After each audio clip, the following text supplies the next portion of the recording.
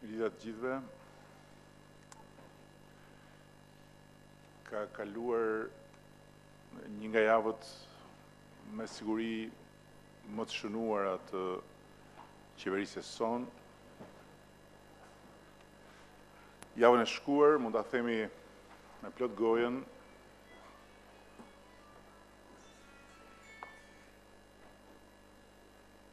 është shënuar një moment që ka mbushur me krenari çdo zgjedhës të Aleancës për Shqipërinë Europiane, çdo mbështetës dhe simpatizant të Partisë Socialiste dhe të Lëvizjes Socialiste për Integrim, po dhe çdo demokrat dhe qytetar pa parti që do një Shqipëri më të mirë.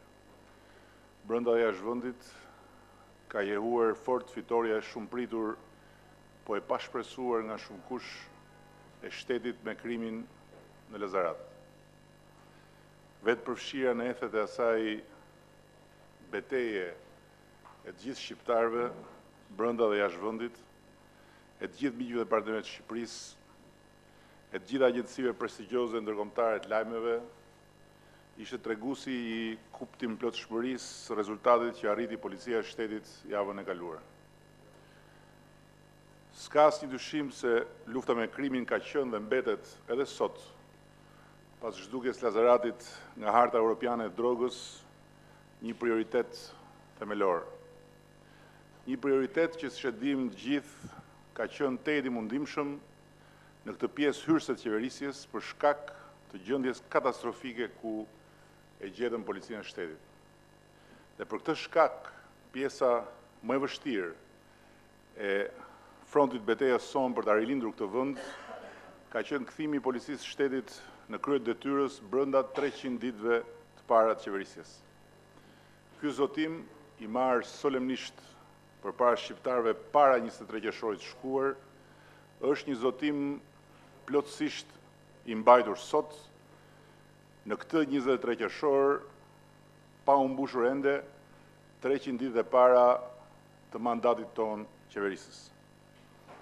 Çdo ditë në qeverisje, qysh nga dita e parë e punës ka qenë një betejë vete në rrugën drejt kthimit policisë së shtetit në krye të detyrës.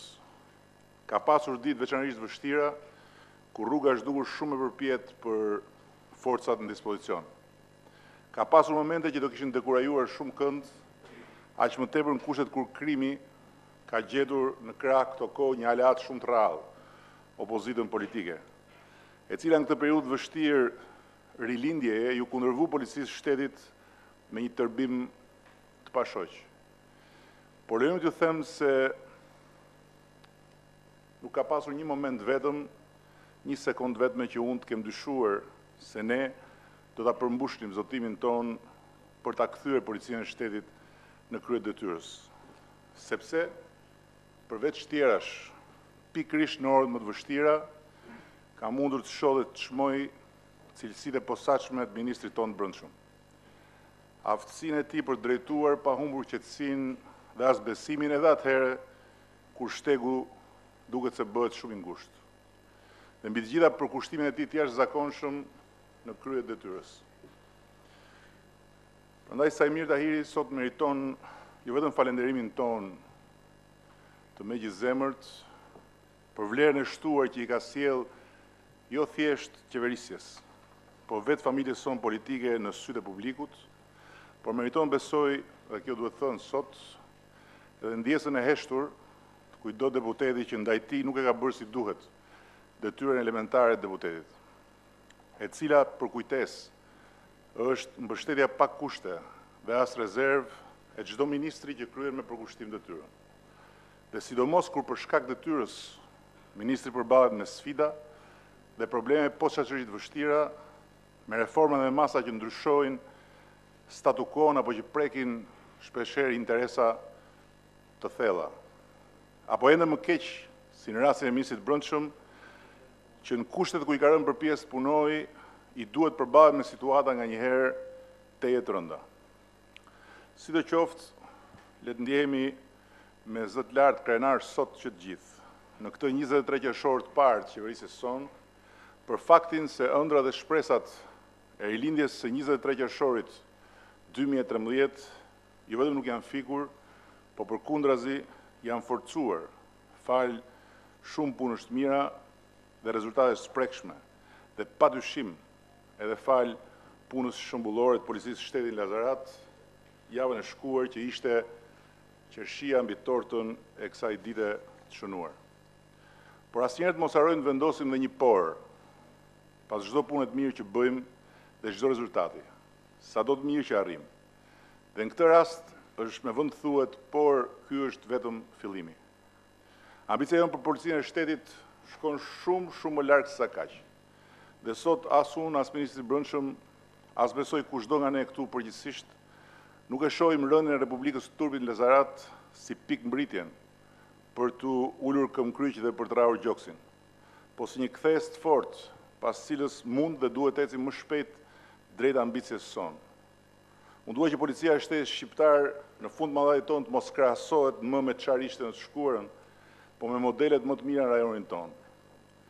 Dhe të hedh bazat brenda këtyre 4 viteve që në dekadën e ardhshme të rreshtohet me pikë të larta mes policive të Evropës Bashkuar. Kjo nuk është as utopi, as një dëshirë euforike post Lazarat.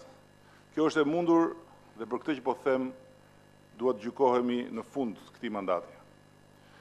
Java e shkuar e nxori në pah qartë vijën e thellë ndarse mes dy kohësh në politikën shqiptare. Një kohë kur qeveria ishte peng i të shkuarës dhe një kohë tjetër kësaj kohe, kur qeveria është forca e të ardhmes.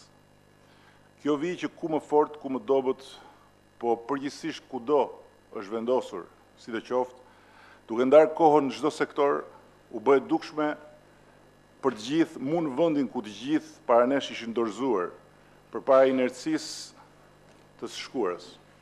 Mund Lazarat ku joshja prej krimit dhe frika nga krimi kishin përcaktuar natyrën reaksionare të qeverisjes këtij vendi. Në raport jo vetëm me Lazaratin, në fakt, po me çdo vatër qelbit mbledhur nga e shkuara në çdo sektor. Prandaj, ne duhet dhe le të jemi të qartë dhe të vërtet me njëri tjetrin. Populli shqiptar e mbështeti dhe përshëndeti me aq entuziazëm superaksionin e Lazaratit për të paktën 2 arsye që sot, pas rënies së Republikës së Turbit, janë po aty. Madje unë besoj janë më të forta se dje. E para për shtet dhe e dyta për drejtësi. Ajo Republikë në vete nuk ishte thjesht një plantacion droge jashtë kontrollit të shtetit. Ishte shumë më keq se kaq.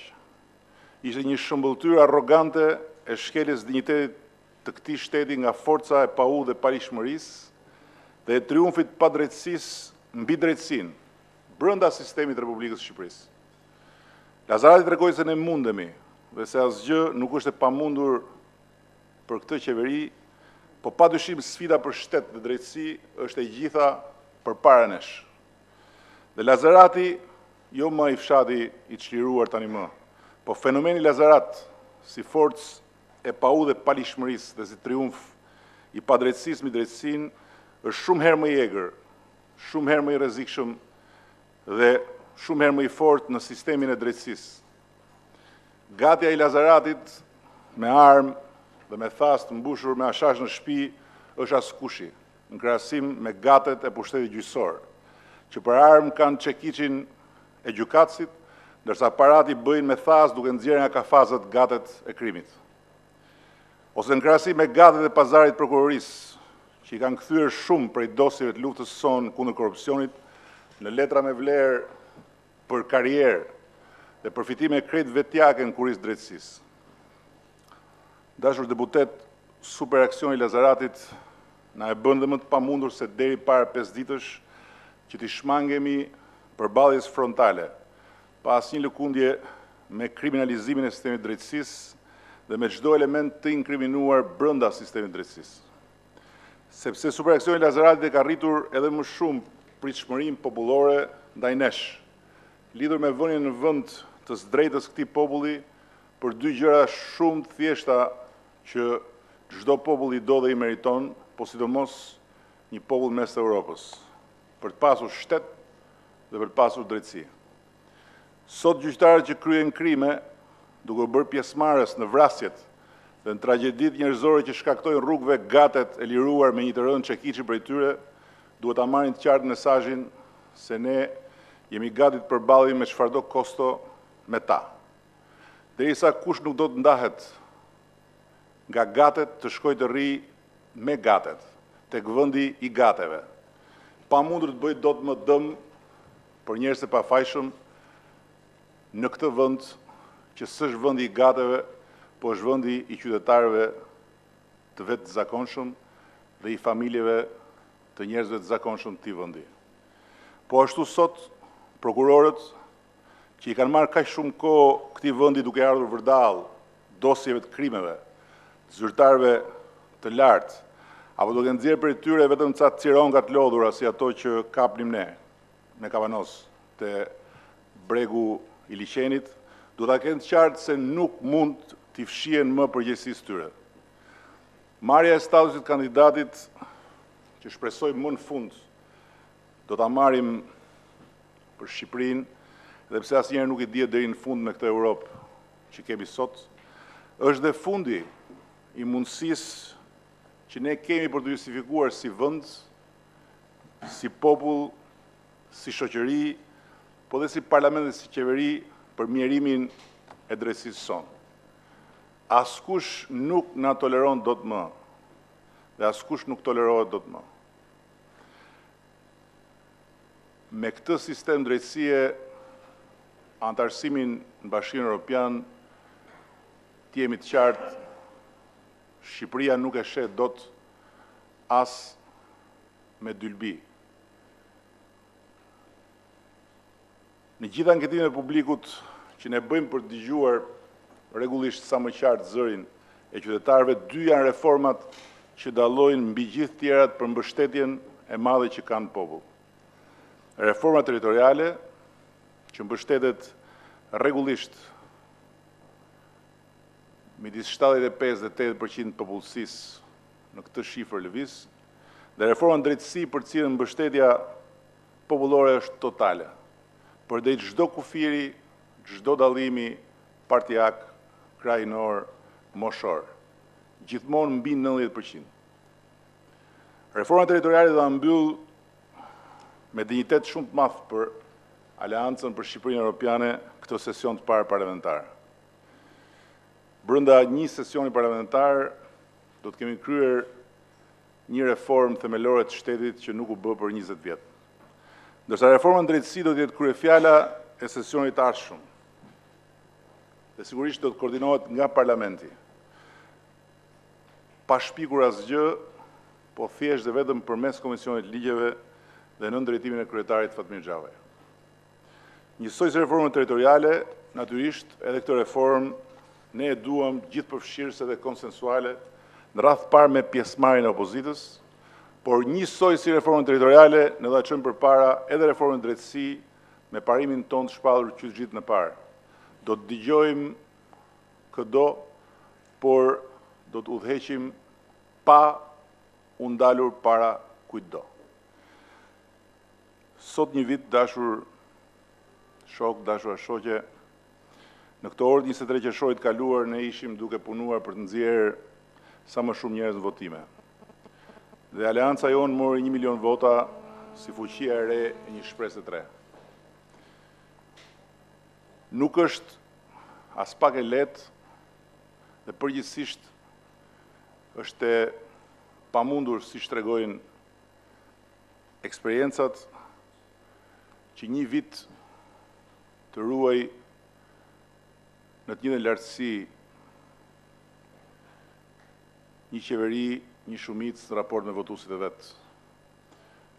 Dhe sot, në 23 qershorin e parë qeverisë son, edhe pse nuk është bërë një vit nga qeverisja jonë, ne kemi qëndruar në lartësinë e madhe të nderit që na bën ata 1 milion njerëz, duke na dhënë dorë një privilegj që i jepet shumë pak njerëzve në jetë, drejtimin e vendit tonë. Dhe jemi sot ende më të vetëdijshëm se këtu një vit më parë, fal kësaj periudhe të parë qeverisjes, për mundësitë e jashtëzakonshme të fuqisë sonë. Të fuqisë partisë sonë, të fuqisë aleancës sonë për të ndryshuar Shqipërinë. Por, do të ketë gjithmonë një por, ky është vetëm fillimi. Shumë faleminderit gjithëve.